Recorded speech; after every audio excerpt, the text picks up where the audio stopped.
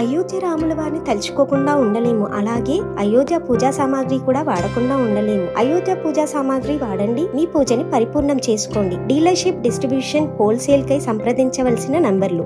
రాష్ట్రంలో అధికారం మారాకే స్వేచ్ఛ వచ్చింది. సిరిసిల్లలో ఇదివరకు నా ఫ్లెక్సీలు కట్టేందుకు భయపడే పరిస్థితి, ఇప్పుడు ధైర్యం వచ్చింది. బండి సంజయ్ ఎన్నికల వరకే రాజకీయాలు, తర్వాత అభివృద్ధి గురించి ఆలోచన చేయాలంటూ రాష్ట్రంలో అధికారం మారినాక 100% స్వేచ్ఛ వచ్చిందని చెప్పేసి అక్కడ కేంద్ర హోంశాఖ సహాయ మంత్రి బండి సంజయ్ అంటా ఉన్నారు. అది వాస్తవం.